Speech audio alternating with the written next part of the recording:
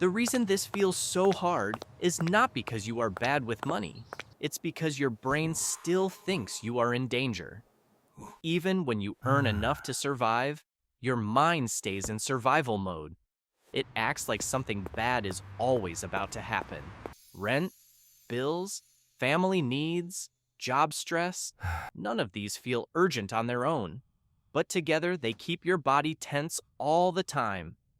The truth is, scarcity is not just about low income. It's about how often your brain has learned to worry. When money was tight before, your brain built habits to protect you. Spend when relief shows up, fix problems fast, avoid looking too far ahead.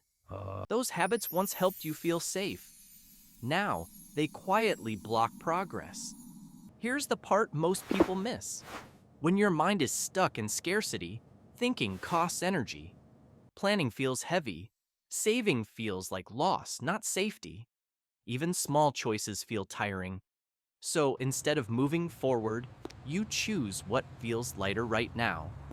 Not because you're careless, but because your nervous system wants peace. You may earn more than before, but your inner alarm never fully turned off.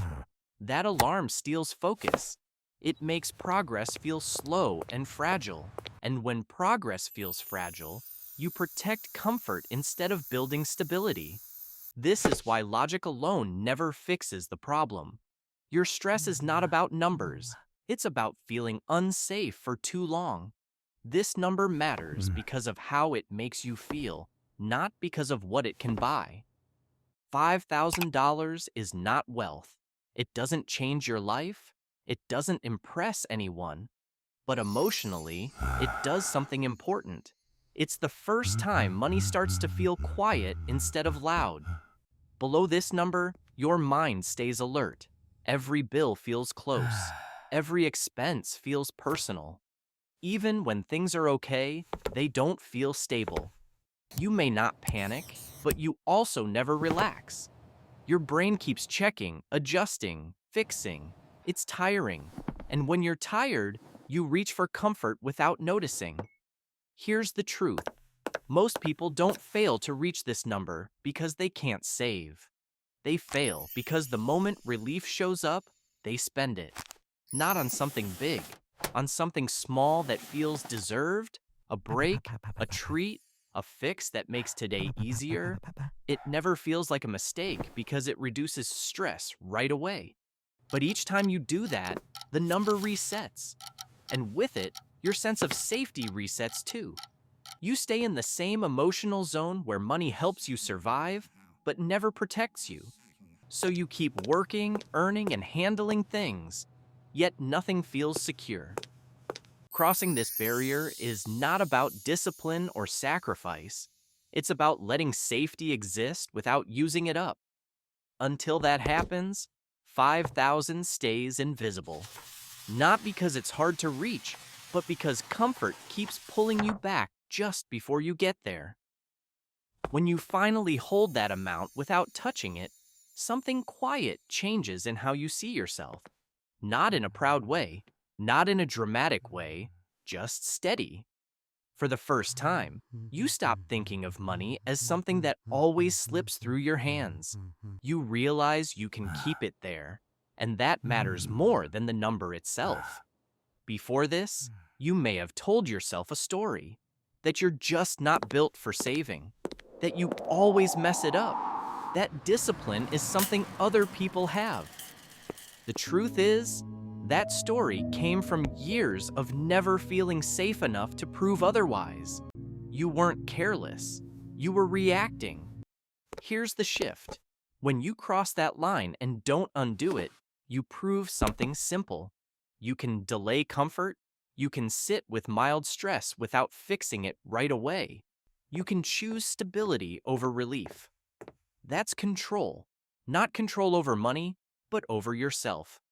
And once you see that, your behavior starts to feel different. You don't need to force anything.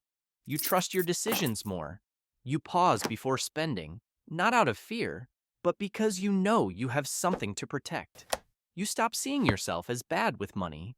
You start seeing yourself as someone who can hold steady when it counts. Once real stability is there, money stops taking up so much space in your head.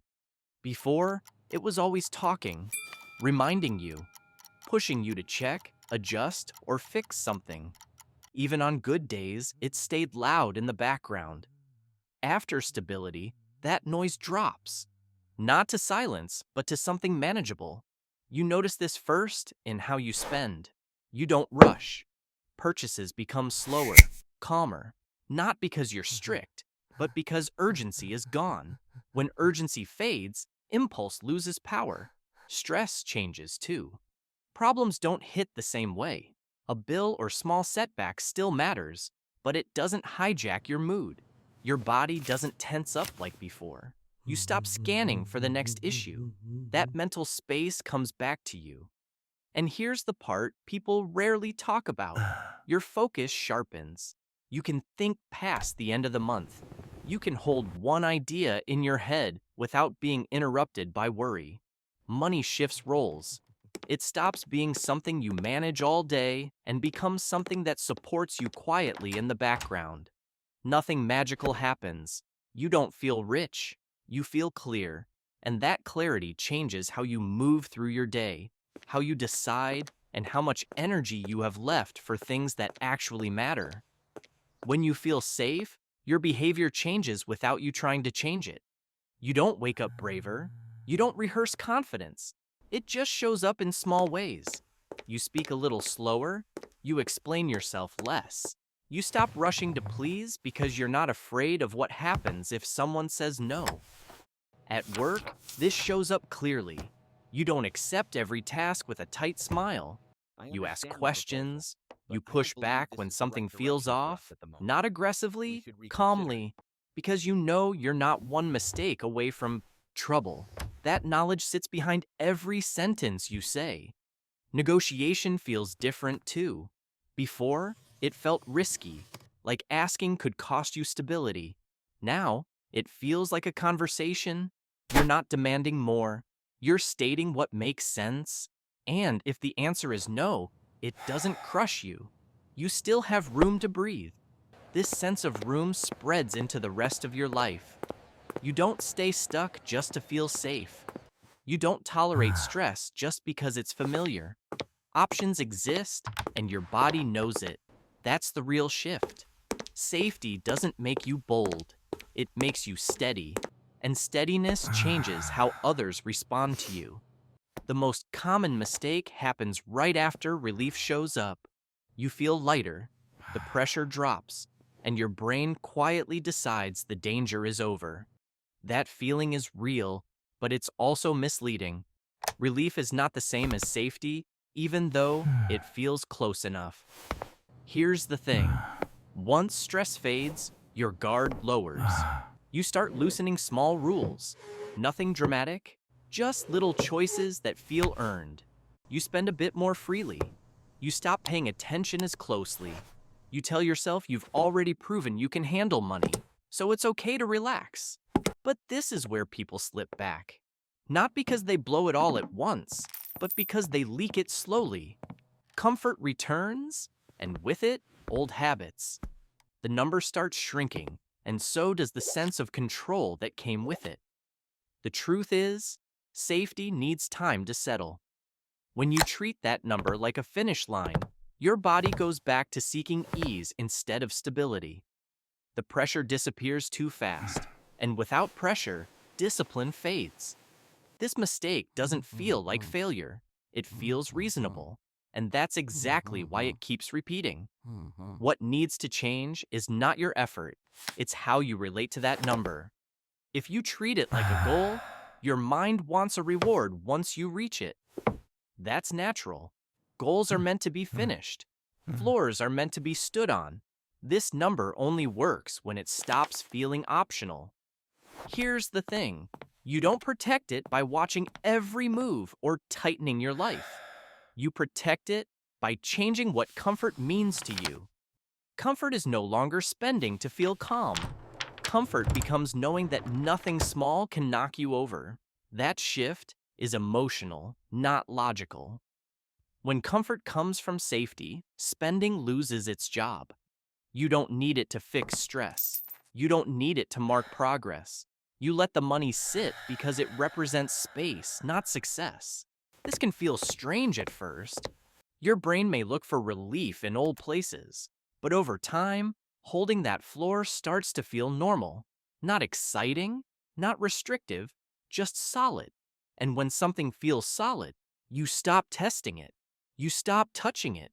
You let it do what it's meant to do, which is quietly support you without asking for attention. You don't need to rush this. Nothing here requires force or pressure.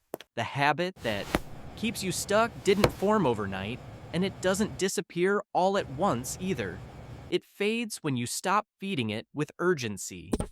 Here's the truth. Change feels calmer than you expect. There is no big moment where everything clicks. Just a slow shift where money stops pulling at your attention and starts staying where it belongs. In the background, supporting, not demanding. As time passes, you notice yourself feeling lighter, not excited, just less tense. You don't react as fast. You don't fix things right away. You trust that you can handle what shows up because you already are. This is how stability settles in. Quietly. It doesn't announce itself. It doesn't ask for effort. It simply becomes part of who you are. And once it does, it's much harder to break than any habit built on fear or pressure.